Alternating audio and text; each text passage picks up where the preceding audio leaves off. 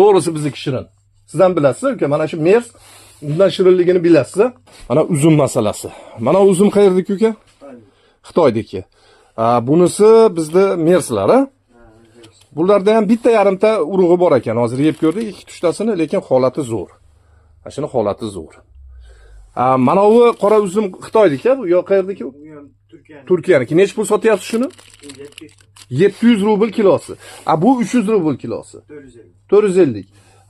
Demak 250 rubl farq qilyapti ekon o'rtasida. Nimaga endi qarang. Nimaga bu 450 so'm sotilish kerak-ku, bu 700 so'm sotilish kerak. Brendda gap haligi brend nomi haligi bizda yomon yuk chiqaraverib, yaxshi yuklarimiz ham o'shani kasriga qolib ketdi. Mana bunday qilishyapti. Ozgina qadog'iga ishlab berishyapti. Bunday qilib mana endi qayrishib qo'yibdi. Ukalarimiz oxirigacha tortmaymiz. Brendini yozyapti, qadog'ini qilyapti. Tagiga to'kilib qolmayapti, chiroyli bo'lib kelyapti. Mana Peruniki qancha ekan? 950 rubl. Endi buni ham yeb ko'ramiz. Jon uka baribir o'zizam yegan durust. Mana baribir shirinda, bundan ham. Bu 950 rubl. Bu bo'lsa 450, 500 rubl farq qilyapti, to'g'rimi? Mana qayerda gap ketyapti-da. Mana o kishmish uzumlarimiz ham bu ikkalasidan ham qo'pol qilib aytganda o'lsa o'liga ortiq, to'g'rimi?